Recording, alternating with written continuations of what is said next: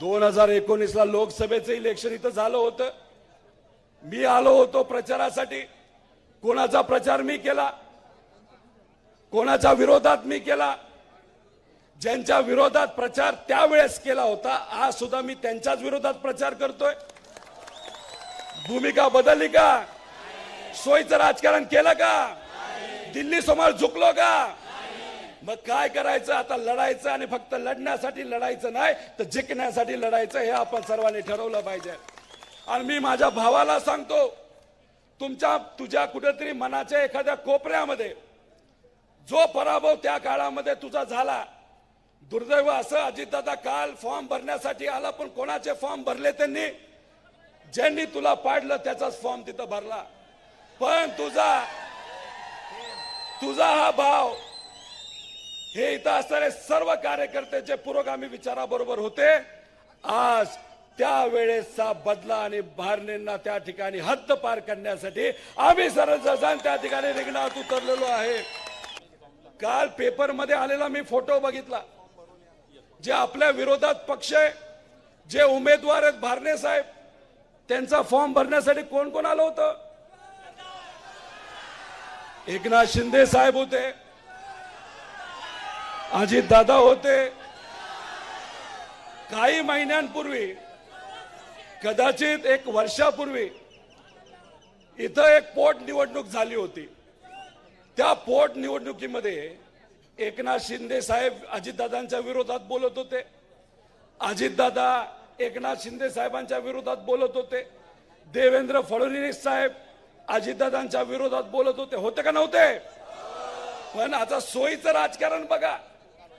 काहींना अडचण आली, ईडी असेल, स्वतःचं साम्राज्य तिथं टिकवायचं असेल, आणि मग त्यांनी वडिलाला सोडलं, पार्टीला सोडलं, लोकांना सोडलं आणि ते कुठे जाऊन बसले? भाजप बरोबर जाऊन बसले। आता हे नेते जर सोयीचं राजकारण करत असतील तर कार्यकर्त्यांनी करायचं काय? काय करायचं कार्यकर्त्यांनी? मला सर्व कार्यकर्त्यांना विचारायचंय, आपण विचार सोडलाय का? आपण आपला स्वाभिमान सोडलाय का? इथं असताना नागरिकांना विचारायचंय, आपण आपली निष्ठा सोडली आहे का? मग नेत्याने काय का तिथं करावं? आपण आपली निष्ठा सोडणार नाही आणि शिवशाहू फुले आंबेडकरांचा विचार या भूमीमध्ये परत आपण रुजवणार, म्हणजे रुजवणार, बरोबर का नाही? 2019 ला लोकसभेचं इलेक्शन इथं झालं होतं।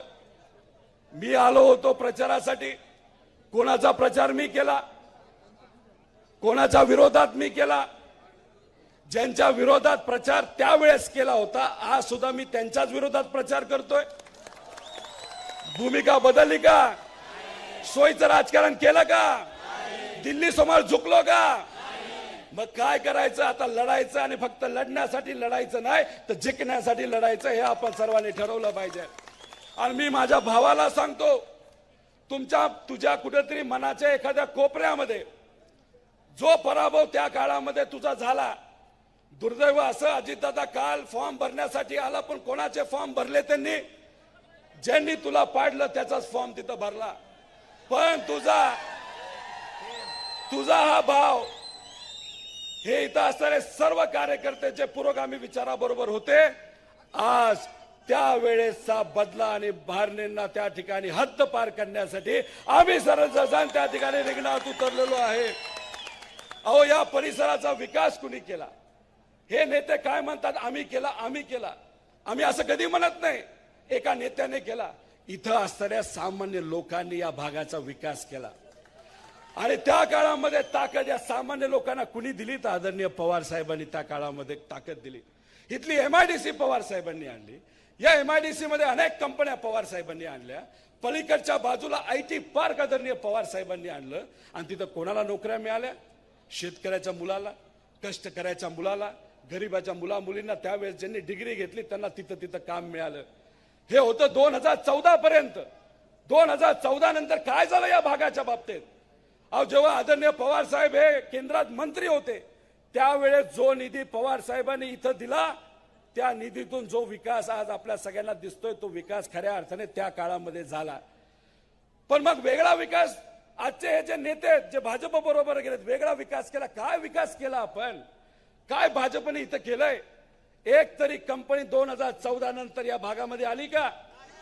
अहो, ज्या ज्या कंपन्या या भागामध्ये होत्या त्या कंपन्या सर्व बाहेर गेल्या, गुजरातला गेल्या. अहो, मावळचे आमदार जे काय बोलतात ते बोलू द्या. आणि पण फॉक्सकॉनचा प्रोजेक्ट जो आपल्या सर्वांचा हक्काचा होता तो गुजरातला गेला, याबद्दल तुम्हाला वाईट वाटत नाही? अहो, भाजपने काय केलं 2014 पासून? फक्त महाराष्ट्राचा अपमान तिथं केलाय. आणि जे जे सर्व प्रोजेक्ट आपल्या सगळ्या मुला मुलींसाठी महत्वाचे होते ते कुठे गेलेत? तर गुजरातला गेलेत. त्यांना गुजरातचं पडलं, इथल्या लोकांचं पडलं नाही.